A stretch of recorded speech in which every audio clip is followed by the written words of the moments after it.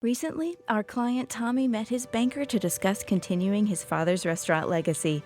In us, he found a partner that understood the importance of passing the torch.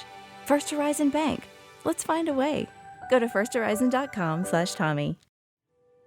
This morning in the Atlanta airport, no one's missing a meal on Mac Wilburn's watch. With 11 restaurants to serve passengers, he's got dining for every destination. And it all started when Mac talked with First Horizon Bank about opening a franchise in the airport. Now it's open for business and cleared for takeoff. First Horizon Bank. Let's find a way.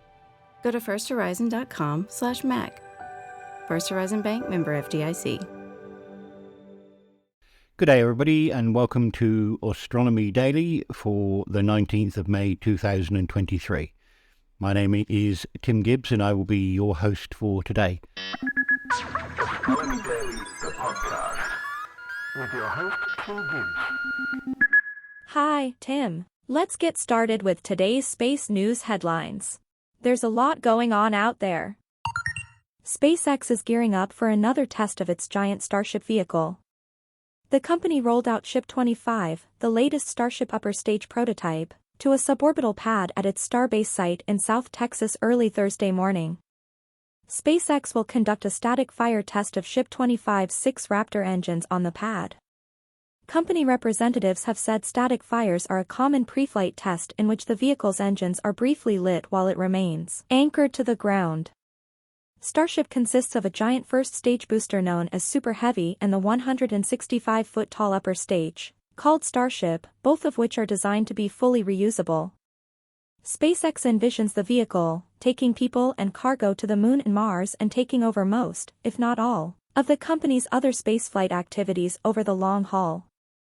A fully stacked Starship has flown just once. The highly anticipated flight, which launched on April 20th from Starbase, involved the Booster 7 Heavy prototype and the Ship 24 upper stage. The goal was to send Ship 24 most of the way around the planet with a return to Earth in the Pacific Ocean near Hawaii. Unfortunately, that didn't happen. Booster 7 and the Ship 24 failed to separate from each other as planned, and SpaceX commanded the vehicle's destruction high over the Gulf of Mexico a few minutes into the flight.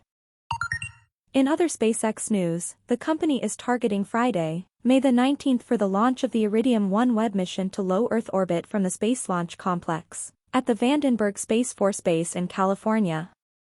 A backup launch opportunity is available on Saturday, May 20th.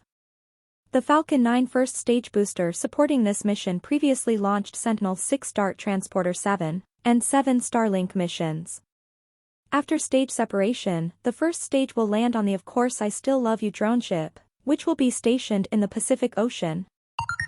A Chinese aerial remote sensing system has obtained effective mountain glacier detection data through an ongoing combined detection experiment. The Chinese Academy of Sciences and Wuhan University are conducting a sky-to-ground scientific experiment to test the condition of glaciers in the Hebei Tibetan Autonomous Prefecture in northwest China's Qinghai province.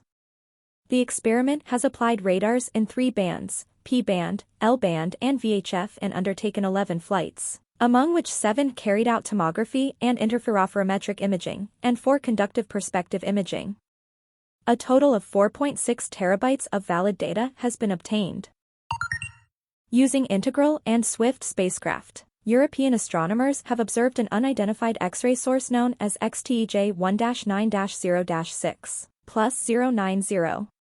Results of the observational campaign, presented on May the 11th on the arXiv preprint server, suggest that this source belongs to the small and rare group of persistent low-luminosity B X-ray binaries.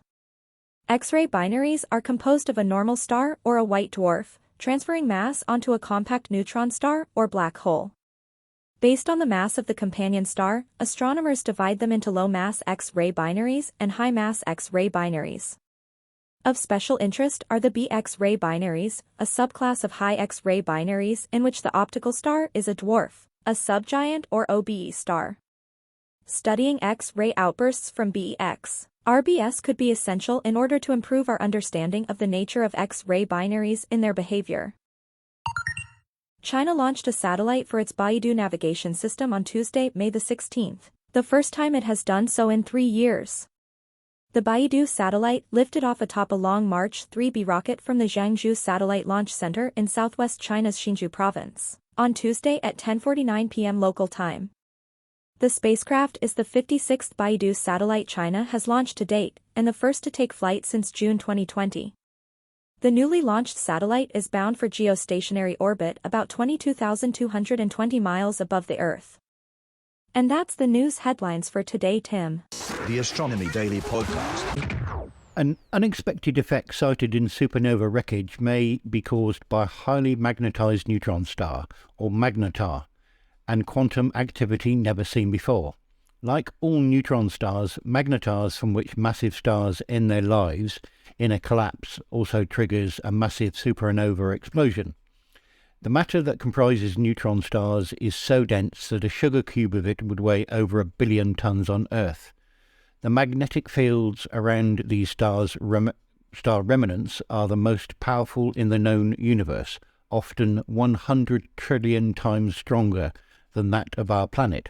As such, neutron stars and magnetars represent the most extreme celestial objects.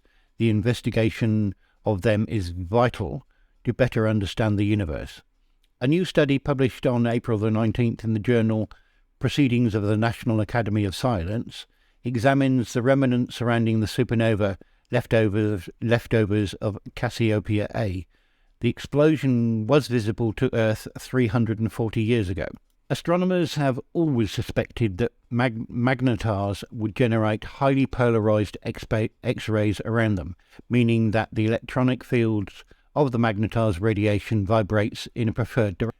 But scientists were surprised in 2022 when data collected by NASA's Imaging X-ray Polarimetry Explorer satellite, which launched the year before, showed polarization may depend on energy.